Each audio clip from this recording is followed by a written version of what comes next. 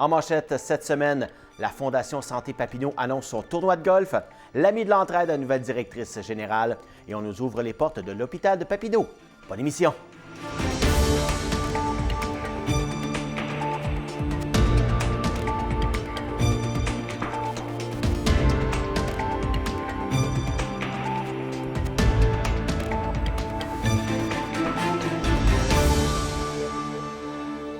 Bienvenue à InfoMag. C'est sous la présidence d'honneur de Michel Saint-Louis et Daniel Brunet que se tiendra le 30e tournoi de golf VIP de la Fondation Santé Papineau. Les besoins sont grands à l'hôpital de Papineau et beaucoup d'équipements à la fine pointe de la technologie seraient nécessaires afin d'améliorer les services déjà offerts. Pour l'occasion, nous avons rencontré Florence Pajot, directrice générale de la Fondation. Elle nous explique l'importance d'avoir des soins de proximité. Je sais que le bloc opératoire, c'était vraiment, ça avait besoin d'amour. Comme on le sait, je sais que présentement, il y avait beaucoup de locations qui sont faites, dans le fond, pour répondre aux besoins. Comme a pu l'expliquer Dr Sauvé tantôt, c'est vrai que l'hôpital de Papineau, on a quand même la chance de faire énormément d'opérations, de pouvoir vraiment éviter à la communauté d'aller se faire opérer ailleurs. Afin de ramasser les sommes requises pour acheter de l'équipement, il faut bien évidemment avoir l'appui de la population et aussi celle des membres de la communauté d'affaires. Mme Pajot mentionne à quel point celle-ci est importante, mais également que l'événement est attendu par les gens d'affaires. Le tournoi de golf, c'est toujours quelque chose qui est très attendu par tout le monde. Ça fait 30 ans que ça existe. Le tournoi de golf, c'est un tournoi de golf VIP. On a la chance d'avoir beaucoup d'entreprises qui veulent s'investir dans le tournoi de golf, ne serait-ce qu'en participant ou en commanditant l'événement. Puis, on est très chanceux à la Fondation. On est très soutenu par toutes les entreprises de la région, autant Petite Nation que Basse-Lièvre. Pour célébrer le 30e anniversaire, un retour à certaines sources était souhaité par plusieurs. Quelques éléments du passé seront de retour afin d'attiser la nostalgie des joueurs. On laisse Florence Pajot nous en dévoiler quelques-uns. Donc, c'est sûr qu'on veut refaire revenir des choses que les gens adoraient. On parle au départ, il y avait la cornemuse qui était jouée sur le départ du tournoi de golf que tout le monde appréciait. Puis ça fait, je vous dirais, peut-être une 10-15 d'années que ça ne l'est plus parce que les bénévoles qui s'en chargeaient sont partis, d'autres. Donc, on va essayer de rappeler des bons souvenirs puis d'avoir aussi des nouveautés. Notre objectif, ça serait vraiment d'avoir d'animation sur chaque trou.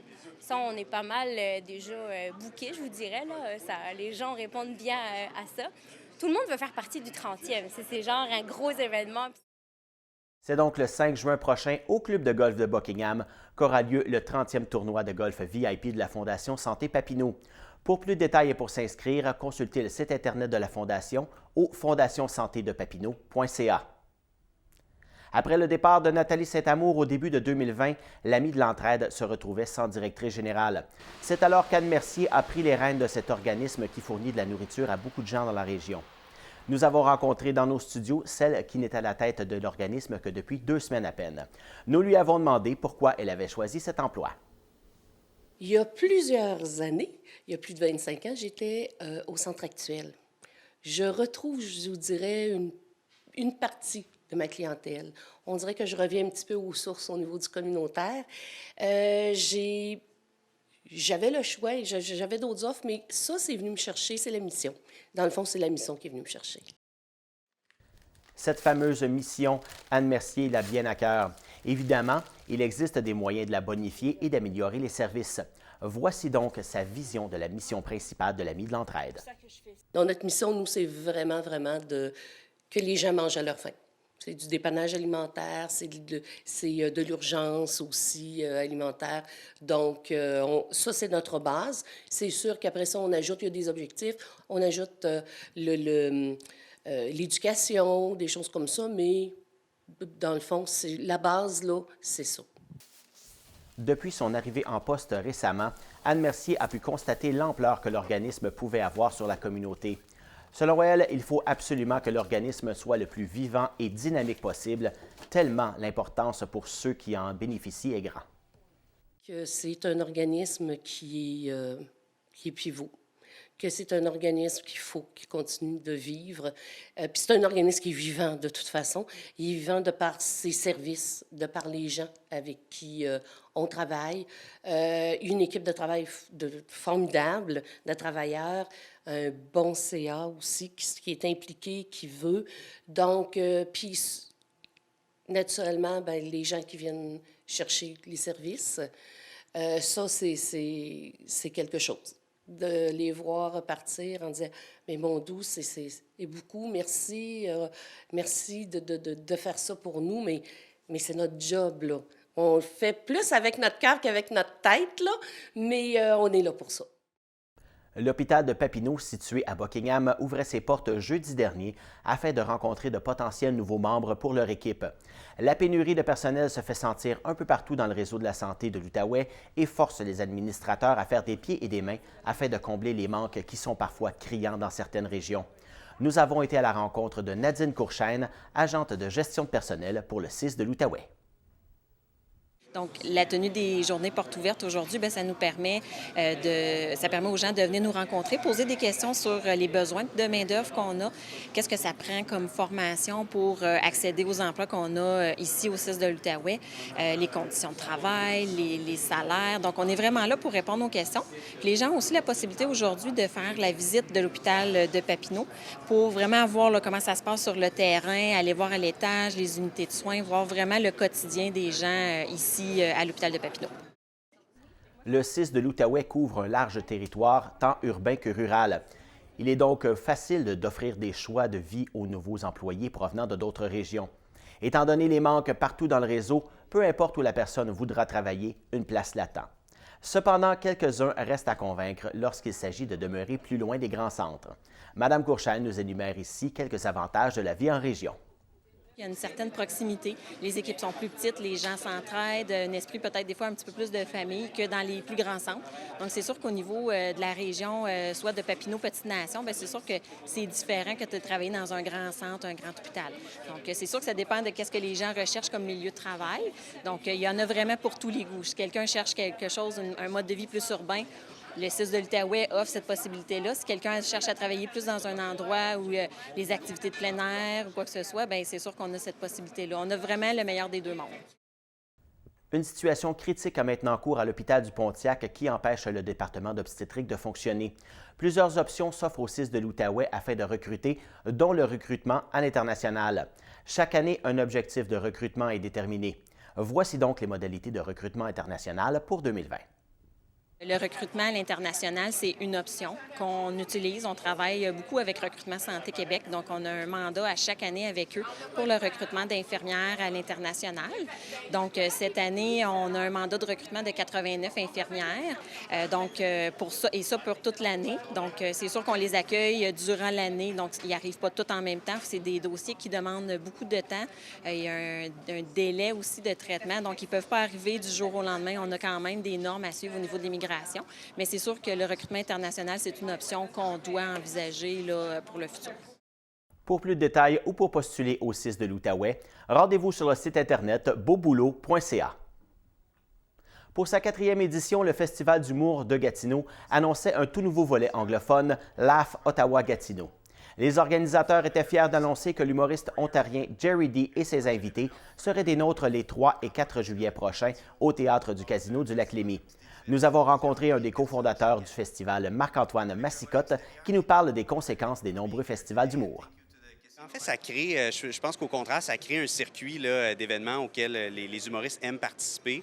Donc, d'une part, c'est un défi au tout début, mais par la suite, ça devient un atout qu'il y ait un aussi beau circuit que ça au Québec et au Canada d'événements et de festivals. Donc, pour nous, ça a pris du temps à développer, mais maintenant que c'est fait, on a un bel air d'aller, puis ça se passe super bien. Les artistes de renom préparent leur tournée longtemps d'avance et c'est souvent des contraintes logistiques qui permettent ou non à un humoriste de se produire dans un festival. Monsieur Massicotte nous explique comment la planification a été effectuée dans le cas de Jerry D.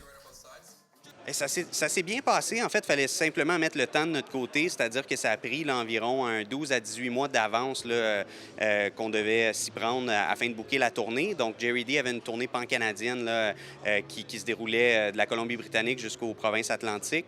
Puis, on devait s'insérer là-dedans. Puis, ça a pris à peu près justement un 15 mois d'avance pour s'assurer de mettre le grappin dessus, comme on dit. Puis, une fois que c'était fait, ça s'est bien déroulé avec lui et son équipe. Donc. Encore une fois, pour développer un deuxième volet à un festival, il faut s'y prendre d'avance, faire ses devoirs et analyser le marché. Voici donc la genèse de Laugh Ottawa-Gatineau. On écoute Marc-Antoine Massicotte. Depuis la toute première année, en fait, on savait qu'avec la spécificité de la région frontalière, d'avoir accès au marché d'Ottawa, on savait qu'on voulait le faire, on attendait le bon moment. Je dirais que ça fait 3 ans qu'on y réfléchissait. Là, on était prêt, l'idée était mûre. Puis par la suite, bien, en faisant appel à une vedette comme Jerry D, sa tournée au complet là, est extrêmement courue. Les ventes sont extrêmement bonnes. Donc, on est confiant que c'était la bonne méthode là, pour mettre au monde ce nouveau volet-là. Les billets sont maintenant disponibles en ligne au lafottawa.com et au humourgatineau.com. C'était les nouvelles. On passe maintenant en entrevue avec Valérie Patoine sur l'agrandissement de l'école Saint-Pédis de Papineauville.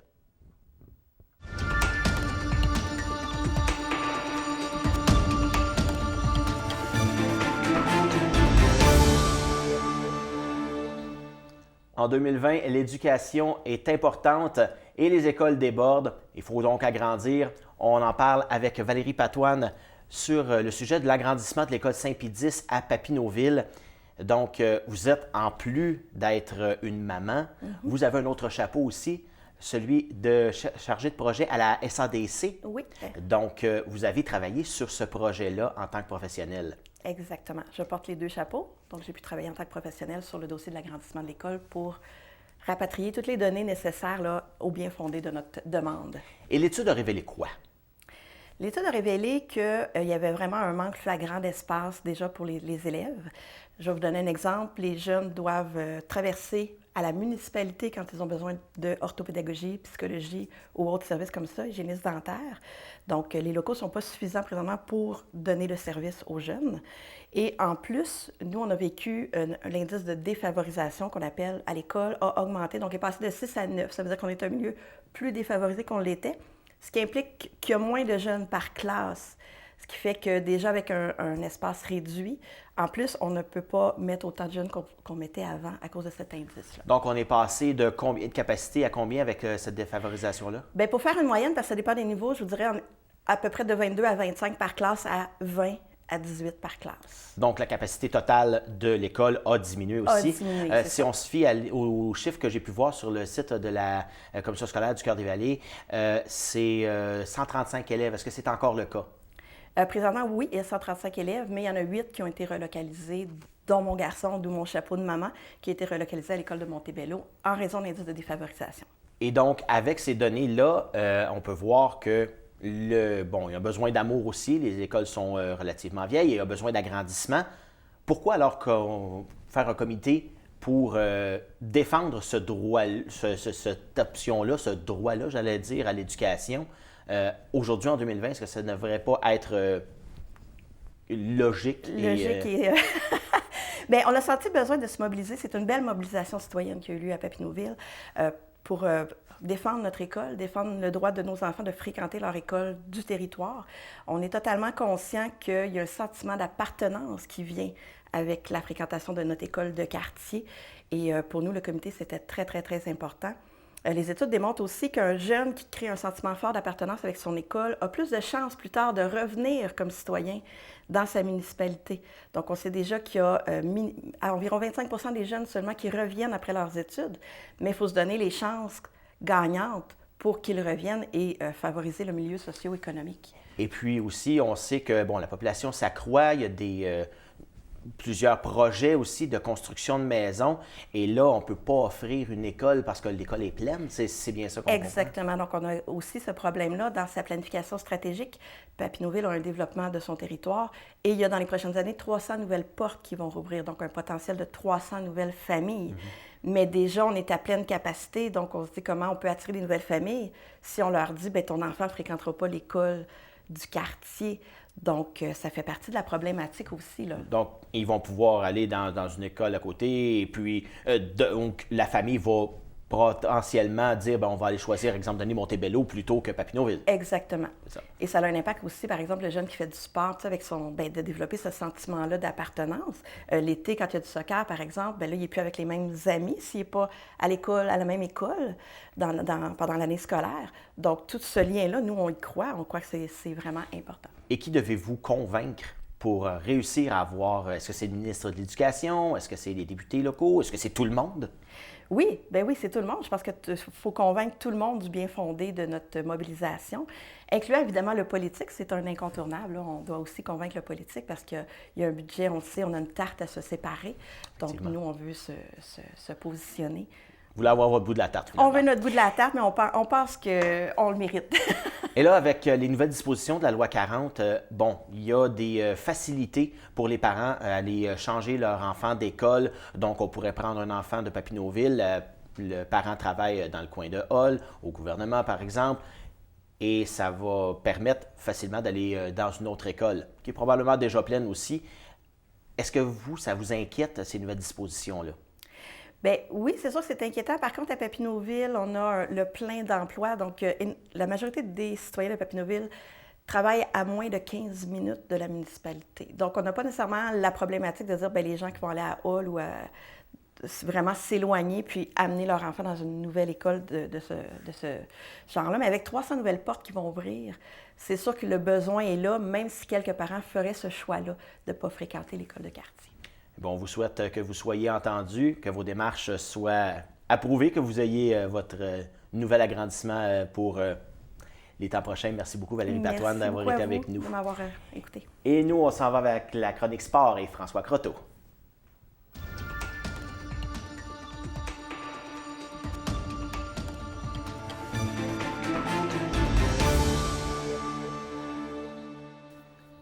Parlons sport maintenant avec notre chroniqueur sport, François Croteau. Salut François, comment ça va? Ça va très bien, Sylvain, merci. On parle de boxe aujourd'hui, le club BG qui annonce le retour des galas de boxe. Oui, effectivement, on sait qu'ils avaient fait relâche un peu en 2019 parce que justement, l'année 2018 avait été très chargée parce qu'on avait présenté pas moins de 4 galas et on sait que ça prend beaucoup d'organisation.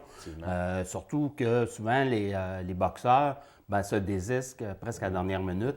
Donc, c'est quand même là, une grosse organisation. On parle là, de vers la fin mai qu'il devrait y avoir un gala de boxe ici du côté du secteur de Buckingham. C'est Marcelin Gaumont là, qui nous expliquait ça. Et en même temps, on va en profiter aussi pour donner quelques nouvelles au sujet du club. D'ailleurs, en fin de semaine, du 6 au 8 mars, du côté de Saint-Léonard, c'est le défi des champions. Et ça sert à qualifier les boxeurs pour les championnats canadiens. Donc, c'est une compétition provinciale. Et il y a 3 pugilistes là, du club qui vont participer. Il y a Alexandre Gaumont, il y a Guillaume Lortie-Bourgeois et Charlie Derry. Alors, ces 3 boxeurs-là vont tenter là, de remporter le tournoi. Et ça va être aussi une étape cruciale pour Alexandre Gaumont parce qu'il pourrait en arriver à ses derniers combats en tant que dans la boxe amateur. Il aura le choix soit de poursuivre encore un cycle de 4 ans pour peut-être aspirer à aller aux prochains Jeux olympiques ou sinon, il pourrait regarder du côté du professionnel, comme tu viens de le dire. Et puis, on y va avec le curling maintenant. Il y a une équipe féminine qui s'en va au Festival Interjeux. Oui, effectivement. Puis ça, c'est une première depuis des décennies. C'est une excellente nouvelle là, pour le curling dans la région. Le Festival Interjeux, c'est la compétition provinciale qui se tient lorsqu'il n'y a pas de Jeux du Québec. On sait que c'est aux 2 ans. Donc, s'il se qualifie ou si l'équipe va bien, il pourrait aller représenter l'Outaouais du côté féminin aux Jeux du Québec. Parce que ce qu'ils faisaient avant, les joueurs qui étaient intéressés, exemple, s'en allaient dans une autre région, puis ils se greffaient à l'équipe. Alors, ça serait intéressant là, d'avoir quand même notre équipe ici en Outaouais. Le quatuor est composé d'Hélène Bénard, Sarah Pilote, Maïka Juliette Caron Saint-Amour et Marianne Bisson. Alors, eux aussi sont à Rouen en fin de semaine, du 6 au 8 mars. Pour ce festival-là. Et il y a également là, l'équipe masculine qui va être là. Elle est composée de Thomas Lauzon, Samuel Carrière, Antoine D'Ambrosio, Justin Saint-Louis Cardozo et Damien Lalonde. Donc, on leur souhaite la meilleure des chances. La meilleure des chances, voilà. Oui, effectivement. On commence avec le hockey. On poursuit, je devrais dire, avec le hockey. Il y a beaucoup de nouvelles. C'est le début des éliminatoires pour le Midget 3. Oui, on sait que le mois de mars, puis les séries éliminatoires dans le mineur, ça va de pair. Ils affrontent le Lac-Saint-Louis dans une série 3 de 5 et actuellement, le Lac-Saint-Louis mène par 2-1. Le 6e match a lieu ce soir, le 6 mars, du côté de Branchot-Brière. Donc, c'est un do or die, là, si on peut dire. Excellente série. Les matchs sont serrés. Alors, on a bon espoir. Là, si on gagne ce soir, le match ultime aura lieu dimanche du côté là, du Lac-Saint-Louis. Avec ça, les Olympiques, ça tient le fort, ça tient le coup. On se dirige vers les séries. Oui, effectivement. C'est encore une avance de 4 points. Là. Il reste sur leur plus proche poursuivant, c'est Halifax. Et Halifax a 10 matchs à jouer, ils ont un match en main. Alors, tous les matchs sont importants là, du côté des Olympiques. Oui. Puis, on va espérer qu'ils puissent se qualifier là, pour la dernière position pour accéder aux séries d'après-saison. Ça serait toute une remontée. Oui. Pas d'éliminatoire, par contre, pour les Flames de Gatineau. Non, c'est quand même une saison décevante. On a eu droit, je peux dire, à quelques étincelles, mais on était incapable là, de se développer, de poursuivre sur une lancée. Alors, il faut dire à la décharge aussi de l'équipe qu'il y a eu beaucoup de blessures, mais quand même. Ça mène une équipe, les blessures, effectivement. Ouais. Parlons baseball maintenant. On en a parlé il y a quelques semaines. Philippe Aumont, qui est chez les Blue Jays de Toronto. Oui, il est encore là dans le moment. Là, j'ai regardé ce matin. Il a toujours seulement effectué 2 sorties avec le club. Sa première sortie, ça a été pour une manche et il n'avait rien donné dans cette manche-là. La deuxième sortie, ça a été moins bien. En 2 manches, il a donné 3 points. Il y a toutefois 5 retraits sur des prises. Alors ça, c'est peut-être quelque chose aussi qui va jouer soit pour lui et contre lui, parce qu'un lanceur de balle rapide, quand tu ne l'as pas, si tu n'as pas d'autres lancers, tu vas te faire atteindre. Ça devient un peu mince, justement. Moi, j'espère en tout cas qu'on va lui donner la chance de lancer au stade olympique un des deux matchs, le 23 et le 24 mars. Ça serait une belle marque d'appréciation, effectivement. Ski alpin maintenant, Dustin Cook qui annonce sa retraite. Oui, il va prendre sa retraite après l'épreuve de Kvitjøll, ça c'est en Norvège. On sait qu'il est originaire du Lac-Sainte-Marie. Il est membre de l'équipe canadienne depuis 2007. 2015 aura été sa meilleure année. Il a remporté 2 médailles en Coupe du Monde. Il a aussi fait partie de l'équipe canadienne.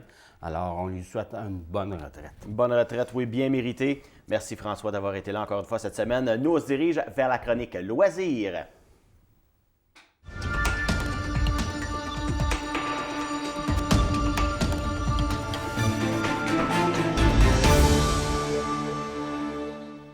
Même si on a droit au dernier soubresaut de l'hiver, eh bien l'été approche à grands pas et qui dit été dit camp de jour. On en parle avec Mohamed Camara de Loisirs Sport Outaouais. Bonjour Mohamed. Bonjour.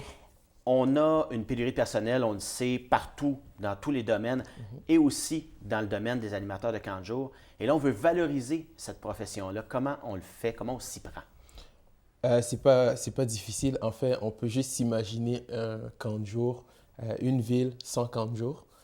Les jeunes sont pris, les enfants seraient pris à la maison. Donc, c'est impossible pour les parents, ils doivent aller travailler, ainsi de suite. Donc, et c'est tellement un emploi plaisant parce que moi, je peux en témoigner. J'ai travaillé au camp de jour à la ville, à Elmeux, secteur Elmeux, à la ville de Gatineau pendant 7 ans. Et c'est tellement parfait pour un jeune étudiant, justement, que ce soit fin secondaire, cégep ou université, parce que c'est périodique. Tu sais que tu arrives l'été, tu as un peu plus de temps, donc tu sais que tu as un emploi déjà. Et en plus, c'est tellement un environnement où tu peux te faire des amis, où tu peux te valoriser, juste ta créativité, ainsi de suite, que pour moi, dès qu'on a parlé de ce sujet, je me suis dit, il faut en parler et il faut qu'il y ait des jeunes qui appliquent pour ce poste. Oui, parce qu'on le voit, on a déjà vu même des offensives de la part de certaines villes qui annoncent déjà, là, à partir même du mois de janvier, on parle de Gatineau aussi, puis les autres commencent à entrer. Je le vois même partout au Québec. On a beaucoup d'applications, de demandes, on manque de gens. Et puis, c'est souvent... on demande quoi pour être un bon animateur de camp de jour? Honnêtement, pour être un bon animateur de camp de jour, je dirais ça demande d'aimer avoir du plaisir. Aimer avoir du plaisir parce qu'il y a plusieurs qualités il y a des personnes qui se disent « Oh non, je ne veux pas appliquer, moi je suis un peu plus gêné comme personne. » Mais pourtant, moi j'ai connu des collègues de travail de camp de jour, justement des animateurs qui étaient gênés de base, mais qu'ils ont découvert une partie d'eux en étant animateur et leur côté créatif aussi, que ce soit avec du bricolage, ainsi de suite, ça fait en sorte qu'au camp de jour, toute personnalité puisse s'y retrouver en fait. C'est juste qu'il faut juste vouloir et c'est possible. Les villes, qu'est-ce qu'elles font en termes...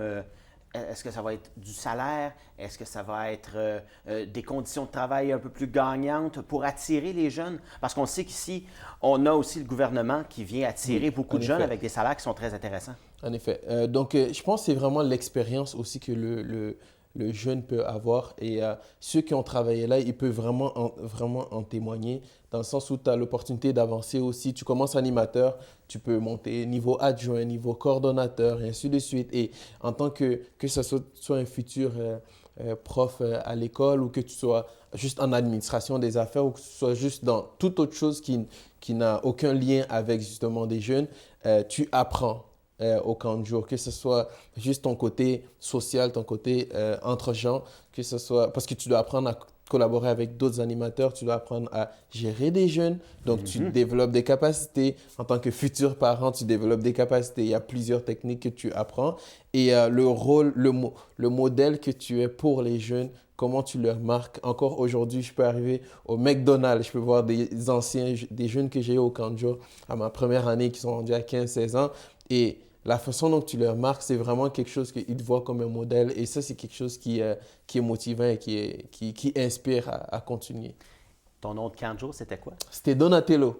Donatello, comme dans les Tortues Ninja. Les Tortues Ninja. Les Tortues Ninja, vous voyez. Donc, on le voit, combien on en a besoin au total ici en Outaouais, d'animateurs de camp de jour? Est-ce qu'il y a des chiffres de disponibles? Je n'ai pas de chiffres exacts de disponibles, mais je sais qu'il y en a beaucoup. Au point que maintenant, on va avec l'aspect d'avoir des bassins. La ville de Gatineau fait ça, par exemple. Un bassin d'animateurs, parce qu'à la fin, je peux en témoigner que mon dernier été en 2018 en tant que superviseur, on est allé jusqu'au dernier nom qu'on avait de disponible, justement.